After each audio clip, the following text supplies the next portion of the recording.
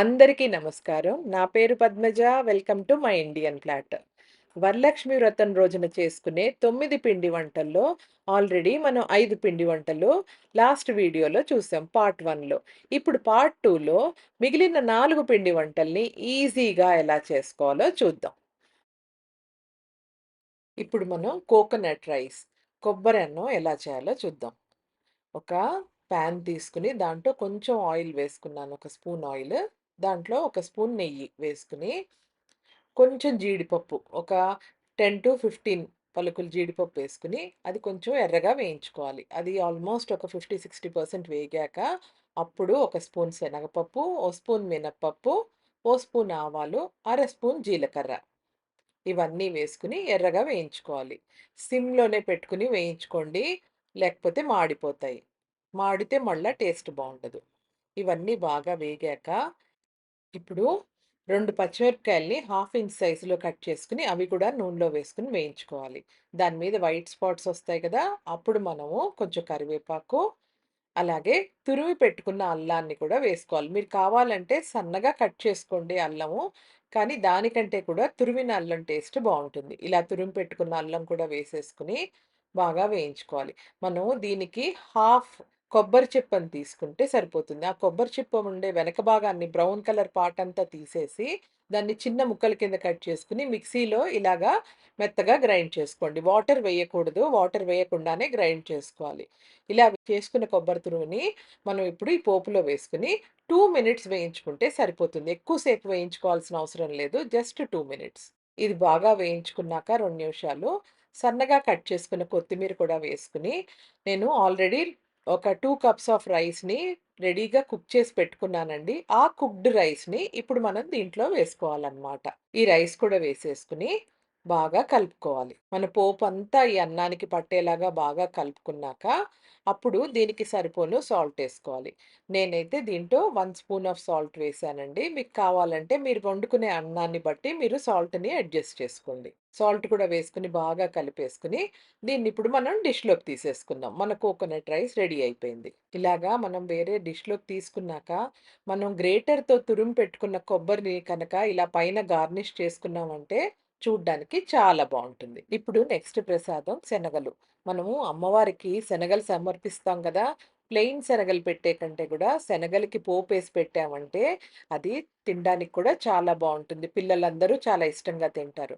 అదే కొన్ని ప్రాంతాల్లో దీన్ని సుండలని కూడా అంటారు. నేను ఒక కప్పు కాబూలీ చనాని 6 అవర్స్ బ్యాక్ నానబెట్టుకున్నాను. సరిగ్గా 6 అవర్స్ అయ్యేసరికి అవి బాగా నానిపోయాయి. దీన్ని మనం కుక్కర్‌లో వేసుకొని శనగలు మునిగే వరకు నీళ్లు పోసుకొని, ఒక స్పూన్ ఉప్పేసుకొని, లేదా శనగలకి తగ్గట్టు ఉప్పేసుకొని, దాన్ని ఒక 3-4 విజిల్స్ రానిచ్చామంటే అవి మెత్తగా ఉడికిపోతాయి. అలా ఉడికిన శనగల్ని పక్కన పెట్టుకొని, ఇప్పుడు మనం వాటికి పోపేయించుకుందాం. నేను ఒక నాన్ స్టిక్ పాన్ తీసుకొని, దాంట్లో ఒక 2 స్పూన్స్ ఆయిల్ వేసుకున్నా. ఒక స్పూన్ శనగపప్పు, ఒక స్పూన్ మినపప్పు, ఒక స్పూన్ ఆవాలు, హాఫ్ స్పూన్ జీలకర్ర ఇవన్నీ వేసుకున్నాక కొంచెం ఇంగువ కూడా వేసుకొని, వీటిని ఎర్రగా వేయించుకోవాలి. ఇవి ఆల్మోస్ట్ 70-80% ఎర్రగా వేగిపోయాయన్నప్పుడు 3 ఎండుమిరపకాయలని నేను ఇలా ముక్కల కింద కట్ చేసుకొని వేసుకున్నా. మనం పచ్చిమిరపకాయలేసుకోమండి. ఓన్లీ ఎండుమిరపకాయలే వేసుకుంటాం. ఆ ఎండుమిరపకాయలు కూడా బాగా వేగిపోయాక కొంచెం కరివేపాకేసుకొని, కరివేపాకు కూడా బాగా వేగాక ఇప్పుడు కొంచెం పసుపేసుకోవాలి. పసుపేసుకున్నాక మనం ఉడకబెట్టి పక్కన పెట్టుకున్నాం గదా! ఆ శనగల్ని కూడా వేసి ఒక 2-3 నిమిషాలు ఈ పోపులో బాగా వేగనివ్వాలనమాట. ఆల్రెడీ మనం శనగల్లో ఉప్పేసుకొని ఉడకబెట్టుకుంటాం. కాబట్టి ఇప్పుడు ఉప్పేయాల్సిన అవసరం లేదు. శనగలు ఉడకబెట్టేటప్పుడు తప్పకుండా ఉప్పేసుకొని ఉడకబెట్టుకోండి. మనం కొబ్బరన్నంలో లాగే ఒక అరచిప్ప కొబ్బరి చిప్ప తీసుకొని, వెనక పార్టంతా బ్లాక్ పార్ట్ తీసేసి మిక్సీ జార్‌లో వేసి దీన్ని మనం మెత్తగా గ్రైండ్ చేసుకోవాలి నీళ్లు పోసుకోకుండా. ఆ కొబ్బరి తురుముని ఇప్పుడు ఈ శనగల్లో వేసుకోవాలి. శనగల్లో వేసుకొని ఒక 2 నిమిషాలు వేయించుకున్నాక, మనం కొత్తిమీర వేసుకొని బాగా కలుపుకోవాలి. నేను కొంచెం కొబ్బరిని గ్రేటర్‌లో గ్రేట్ చేసి పక్కన పెట్టుకున్నానండి. ఆ కొబ్బరి తురుము పైన వేసుకుంటే చూడ్డానికి చాలా బావుంటుంది. ఇలా కొబ్బరి తురుము అన్నీ వేసుకునేసరికి మొత్తం శనగలకి ఉప్పు, కారం అన్నీ పట్టేస్తాయి. మనం ఈ శనగల్ని కూడా పక్కకు పెట్టేసుకుందాం తీసుకొని. ఇంతేనండి. సుండలు చేయడం చాలా ఈజీ. మీరు టైం లేకపోతే ఇది కూడా ఒక నైవేద్యం కింద చేసి పక్కన పెట్టుకోవచ్చు. మన నెక్స్ట్ ప్రసాదం దద్దోజనం. ఇప్పుడు మనం దద్దోజనం ఎలా చేయాలో చూద్దాం. నేను ఒక కప్ రైస్ తీసుకున్నానండి. మామూలుగా అయితే మనం అన్నానికి 1:2 రేషియోలో వాటర్ పోసుకుంటాం కదా! దద్దోజనానికి కొంచెం నీళ్ళు ఎక్కువ పోసుకోవాలి. సో, 1:3 నేను 1 కప్ ఆఫ్ రైస్‌కి 3 కప్స్ ఆఫ్ వాటర్ పోసుకొని అన్నం వండుకున్నాను. ఇగో ఇలా మెత్తగా వస్తుందనమాట అలా వండుకుంటే. సో, ఈ అన్నాన్ని వేడిగా ఉంది కదా! ఇప్పుడు మనం వెడల్పుగా ఉన్న ఒక బౌల్‌లోకి తీసుకొని ఆరబెట్టుకుందాం. అది ఆరే లోపల పోపు ఎలా వేయాలో చూద్దాం. ఒక థిక్ బాటమ్ పాన్ తీసుకొని కొంచెం ఆయిల్ వేసి, దాంట్లో కొంచెం నెయ్యి వేసి, జీడిపప్పు కూడా వేసుకొని మనం జీడిపప్పుని ఒక 30% వేగే వరకు వేయించుకోవాలి. ఇప్పుడు ఒక స్పూన్ మినపప్పు, ఒక స్పూన్ శనగపప్పు, ఒక స్పూన్ ఆవాలు, ఒక స్పూన్ మిరియాలు. మిరియాలు దద్దోజనంలో చాలా బావుంటాయండి. నెయ్యిలో వేయించిన మిరియాలు ఫ్లేవర్ బావుంటుంది రైస్‌ది. ఇవన్నీ బాగా వేగాక 2 పచ్చిమిరపకాయలని నేను 1 ఇంచ్ సైజులో కట్ చేసుకున్నాను. ఆ పచ్చిమిరపకాయలు కూడా వేసుకొని, కరివేపాకేసుకొని బాగా వేయించుకోవాలి. కరివేపాకు, పచ్చిమిరపకాయలు వేగే వరకు. తర్వాత కొంచెం కొత్తిమీర కూడా వేసుకొని, సన్నగా తరిగిన కొత్తిమీర, అది వేసుకున్న ఒక 2 మినిట్స్‌కే సన్నగా తరిగిన అల్లం. అల్లం తురిమితేనే బావుంటుందండి. తరిగిన అల్లం కంటే ముక్కలు పంటి కింద పడకుండా ఉంటాయి. అల్లం ఫ్లేవర్ అంతా మనకి దద్దోజనానికి పడుతుంది. ఇవన్నీ వేసుకొని, బాగా వేయించుకొని, పోపుని పక్కన పెట్టేసుకోండి. ఈ లోపల మనం అన్నం ఆరిందో లేదో చూద్దాం. అన్నం బాగా ఆరిపోయిందండి. నేను చల్లటి పాలు ఒక కప్ నిండా పోసుకుంటున్నాను అన్నంలో. ఒకవేళ కొంచెం వేడిగా ఉన్నా కూడా అన్నము ఈ చల్లటి పాలు పోసుకునేసరికి చల్లబడుతుంది. ఇలా పాలు పోసుకోవడంతోటి దద్దోజనం టేస్ట్ కమ్మగా ఉంటుంది. ఎప్పుడు కమ్మటి పెరుగు వాడాలి దద్దోజనానికి. నేను ఒక స్పూన్ ఉప్పేసుకొని ఒక హాఫ్ లీటర్ పెరుగుని విస్క్ చేసేసుకొని, ఆ పెరుగుని ఇప్పుడు నేను పోసేసుకున్నా అన్నంలో. అన్నంలో వేసుకొని బాగా కలుపుకోవాలి. చూడ్డానికి ఇలా పల్చగా ఉన్నా కూడా ఇప్పుడు ఇలా పల్చగా ఉంటుంది కానీ, మనం తినేసరికి కరెక్ట్ కన్సిస్టెన్సీకొచ్చేస్తుంది. ఇప్పుడు మనం పోపంతా వేసుకొని, దద్దోజనం అంతా కలిపేసుకోవాలి. అన్నం కాసేపయ్యేసరికి మనం వేసిన మజ్జిగంతా కూడా పీల్చేసుకుంటుందండి. ముందరే గట్టిగా కలుపుకున్నామంటే, తినేసరికి చాలా గట్టిగా అయిపోతుంది దద్దోజనం. అందుకని ముందర కొంచెం పల్చగా కలుపుకున్నామంటే, తినేసరికి పర్ఫెక్ట్‌గా ఉంటుంది. ఇంతేనండి. దద్దోజనం కూడా చూసారు కదా! ఎంత ఈజీయో చేసుకోవడం. దీన్ని గూడా మనం డిష్‌లోకి తీసేసుకుందాం. ఇప్పుడు మన నెక్స్ట్ ప్రసాదం సేమియా పరమాన్నం. అది కూడా ఈజీగా కుక్కర్‌లోనే ఎలా చేసుకోవాలో మనం ఇవాళ చూద్దాం.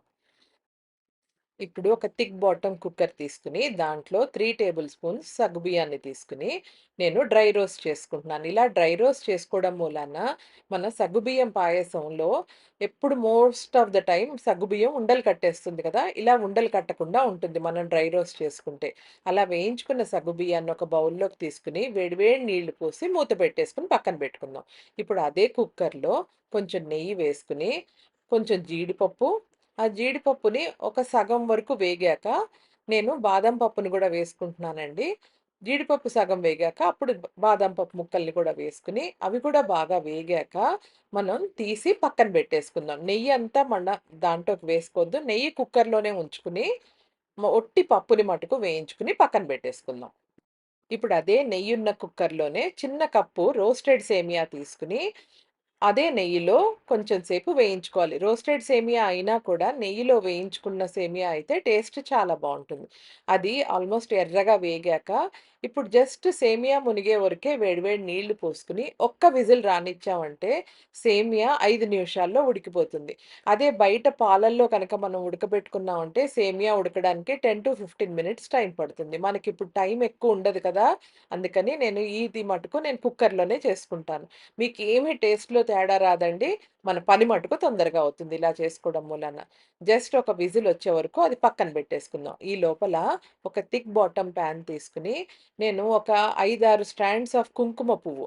ఆ కుంకుమ పువ్వు మామూలుగా వేడి పాలల్లో వేసుకున్నా కూడా మంచి కలర్ అండ్ ఫ్లేవర్ వస్తాయండి. కానీ ఇలా డ్రై రోస్ట్ చేసుకున్న కుంకుమ పువ్వుతోటి మీరు ఒక్కసారి వేళ్ళతోటి అది బాగా వేగాక నలిపేసి దాంట్లో కనుక వేడి పాలు పోసుకున్నారంటే ఆ కలర్ చాలా వస్తుందండి. మామూలుగా వేసిన దానికంటే ఇలా చేసిన కలర్ డబల్ వస్తుందనమాట. సో, మీకు కుంకుమ పువ్వు గూడా తక్కువ పడుతుంది. సో, ఇలా వేగాక ఇప్పుడు నేను ఆల్రెడీ కాచిన పాలల్లో కొంచెం వేశాను. అలాగే ఆ కప్పులో కొంచెం వేడి పాలు పోసి పక్కన పెట్టుకున్నా అనమాట.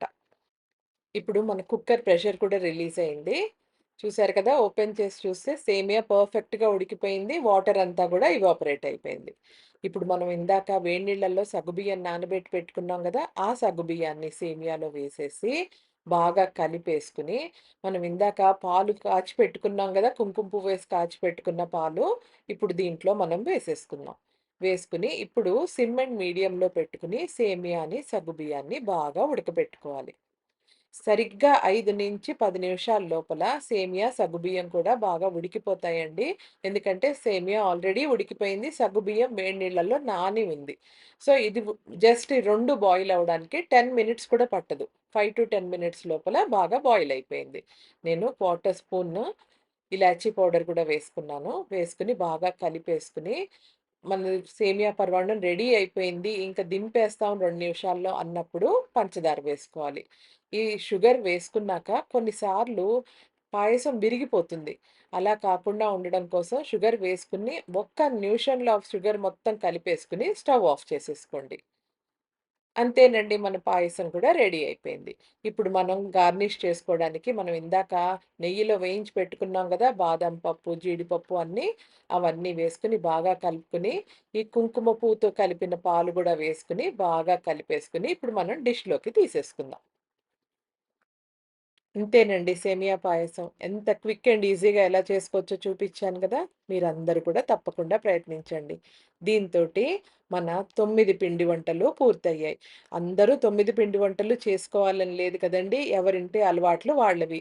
మీరు ఒకవేళ 3 చేసుకోవాలన్నా, 5 చేసుకోవాలన్నా, మీకు దీంట్లో నచ్చిన పిండి వంటలు, చేసుకోదగ్గ పిండి వంటలు చూసుకొని తప్పకుండా ప్రయత్నించండి.